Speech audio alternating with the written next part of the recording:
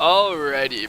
So I'm coming up on about 30 hours to 35, I want to say, in this game, and I think it's time to give my opinion on it. Now, I was a huge H1Z1 player, like massive H1Z1 player. I think before it was 2 games, I had 60 to 70 hours before they split, and then once they split, I think I put 30 hours on H1Z1 King of the Kill. So I'd say I have close to 100 hours into Battle Royale. And I love the genre. I tried to play DayZ, I really didn't get into it. I was not a fan of the hour and a half, and it was just a nightmare. And H1Z1, I really liked the battle, like the feel of the game. It was optimized really well, it played really well, but it felt arcade-like almost. You didn't have the same rush that you get from PlayerUnknown Battleground.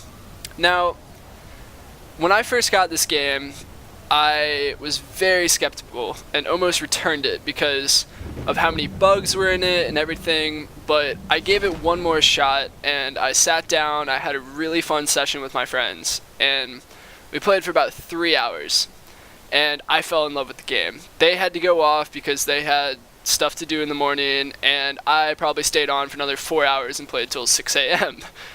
And I would like just to add that there's no greater feeling than getting into a battle in this game. It gets your adrenaline pumping, it gets everything going in you because of the time investment. So you've already sat here for 15 minutes before, and you run into someone, and you've been looting, you've been getting good stuff, you're like, yes, I'm going to win this game, and then you run into someone. And you don't know how you feel about it, because like, oh, do I engage him and I could lose all this progress I've already made in this game? Like games like Battlefield and Call of Duty, oh god, I said Call of Duty, I'm sorry. But any other first-person shooter, you're like, it doesn't really matter when I die because I'll respawn right away, I'll have the same weapons. But in this game, when you die, you have to go into a lobby, you have to wait a minute for it to start, and then you have to parachute down, which takes another minute, and then you have to go looting, which takes 10 minutes, and maybe you run into someone in the beginning and get a quick kill, but that doesn't really get you pumping, because, like I said, you only have about 5 minutes into the game. So, what I really think they do a good job of is balancing that. So they balance it really well because the games can take anywhere from 5 to 30 minutes, is what the developer said. And God forbid I've never seen a 5-minute game. That would just be everyone just dying, falling to their death, killing themselves. I don't know how that would work out. But the maximum game time is 30 minutes when the circle gets all the way in, and if you don't kill each other in that, you'll eventually die by the playground, or whatever they like to call it in this game. And yeah, so I really like that they balance the time, because in DayZ you were putting in hour and a half for each game, and then you just rage when someone would come out of nowhere and kill you. And in H1Z1, it's almost not enough time, and there's too many guns everywhere, to where you don't really feel the same loss that you do in this game. Like, yes, if you go down in like a big congested area, you find all the equipment you need right away, and you can immediately like just get up and armed and you can go run around. But I felt like in H1Z1 King of the Kill, every building had a weapon. You weren't really like, oh yes, there it is. And I really like that aspect because you feel like you've accomplished something when you build up your arsenal, when you build up your med kits, you build up your bandages. And they don't do a good job as that in H1Z1. I will say what I do like about H1Z1 though, is that you could craft your own bandages. Like, you'd pick up backpacks, you'd scrap it, you wouldn't just switch them out. I think that was a really good system that they implicated. But I really just, the thing that really gets to me about PlayerUnknown Battleground, is that I really like the attachments. That's something you don't have in H1Z1. The attachments are like what personalize it to you. So when I grew up, when I was 15 years old and Call of Duty came out, or when I first got it on my Xbox, I loved having that red dot sight and earning my way to that. I hated the iron sights. There was no point of me playing with an iron sight. And then in King of the Kill, there was no point of going in first person. You could just hold down right click and you could go into this aiming third person where it kind of zoomed you in a little bit. But I find myself in this game going into first person a lot. And I like the feel that you get when you're looking down your 8x zoom, you're looking down your 4x zoom. And I think that's just a nice touch. Now what I will say that I want to critique pub about, or if you don't know that, that's PUB, Player Unknown Battleground, is that you can't hold more than one kind of pistol. So you're pretty much stuck when you get one pistol and you only find one round for it, or one set of rounds. You can't get another pistol and that has 20 or something. So you could have 2 low ammo pistols, but you'd still have 30 shots between the two of them. So I really don't like that feature in this. That's what I liked a lot better in H1Z1. Now, I will say I really like how when you get stuck outside of the play area in this game, you're not surrounded by toxic gas and can't see shit. That's my number one thumbs up to this game. That in H1Z1 King of the Kill, you're just surrounded by toxic gas, and I don't know. So yes, that game is cheaper, it's been out longer, it's optimized, it runs better, but hey, like, I lock my frames at 30 FPS when I record, and I don't have a problem with it. My specs are an Intel Core i5, 4690K at 4.2 GHz, and I have 970s SLI'd, because I have 2 4K monitors, and I really just like, I would love to lock it at 60, but the game's not there yet. And I think the community as a whole can come together and say that it's an early access game. If you're not a fan of purchasing an incomplete game, you've obviously never played any EA games. No, I'm just kidding.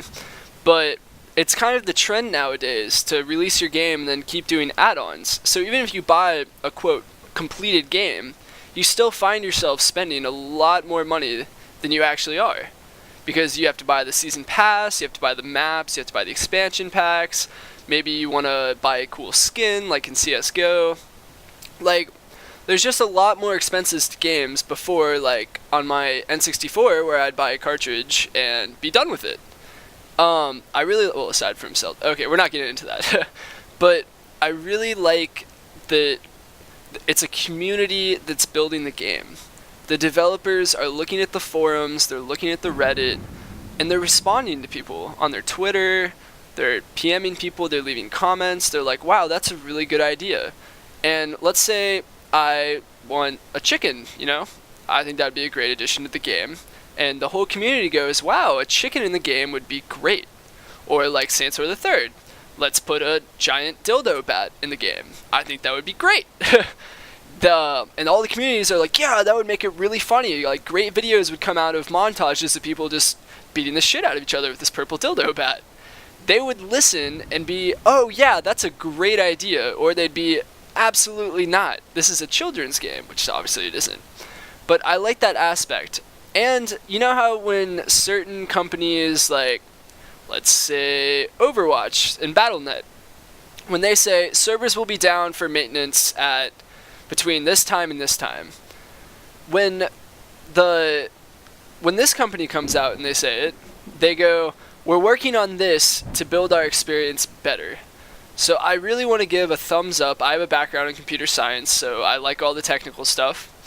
I really like when they give this huge, long, like, explanation saying, we're injecting this code onto server side, so it does this. And then they explain it in layman's terms, so even if you aren't a techie guru, and you just really like the game, you still understand what they're doing. They're not just going, hey, there's maintenance. They're going, hey, we're adding this feature. And they come out every week with patch notes. I really like that. Minecraft was the only other game that did a really good job at short, concise patch notes. Like, all these things when you go, I agree to terms and services, blah, blah, blah, blah, blah. Like, no one reads through that. There's no point in reading through that. You can just click, I agree, and you get it all figured out. But in this game, there's short, concise notes of about a paragraph each week that go, hey, we noticed that some of you guys were caught on an infinite loop of reloading sounds. We fixed that. Not, hey, so the code injection reference point at blah, blah, blah, blah, blah was false, and we needed to flip that boolean and run a while loop to do another for loop to blah, blah, blah, blah. Like, that's what I feel like a lot of other companies are doing. And I just don't think that that is worth it to the general public. They're really trying to connect with its users. And I really like that. Now, community is everything about this game. The subreddit of this game, I think there's 2 of them right now. There's one main one, and then there's another one for small YouTube creators or people who are just trying to get advertising. They post funny links, they post all their streams and stuff. I think that one's called like PUBG or something. That one's a much smaller one, has only about 4,000 followers, but that just shows you that people can build communities and 4,000 followers immediately come to it. And that's because everyone loves this game. I love this game, the community loves the game, and even the developers love the game enough that they sit down. I'm sure they have meetings about where they just read social media comments, they look at these big YouTubers, they figure it all out, what we need, what we don't need, what can we fix, how do we make the game more enjoyable as a playing experience. Now, my only other really experience I had with early access games was Ark Survival, because I'm a huge Minecraft guy, a big Terraria guy, really like Stardew Valley even. Like, I really liked the whole concept of creating your own and following your own story. Now, Stardew Valley had its own kind of story. Okay, getting off topic here. So I really liked that game, so I really wanted to purchase it. And no one came back on the developer side and goes, hey community, what are we doing wrong? What are we doing right? And I feel more as like a family of PlayerUnknown Battleground community. Like, I feel like a family. Everyone connects, everyone's super nice to each other, everyone really likes the game. Now, my only problem I have with the game is just bullshit kills, or deaths, I should say. I really like when I get a bullshit kill. I'm like, oh fuck, like, there's no way that would have hit. And, like, I don't know, like when you know you didn't lead the target but you still see the blood spatter, and like when you're looking from like 400 yards away, the blood spatter is way bigger. It's like bigger than a tree, for example, right now in the video. It's like that size, but it's super far away, and you get a cheap, you know where they are.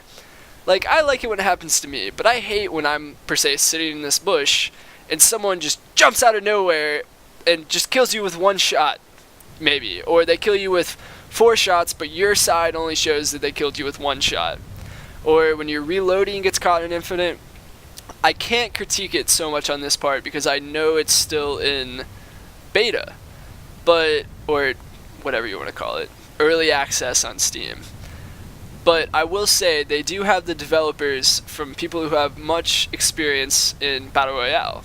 Now, I started out in Minecraft Hunger Games with Battle Royale, got into the genre, tried DayZ, didn't really like it that much, then went to H1Z1 and loved it, but I think I found my home here.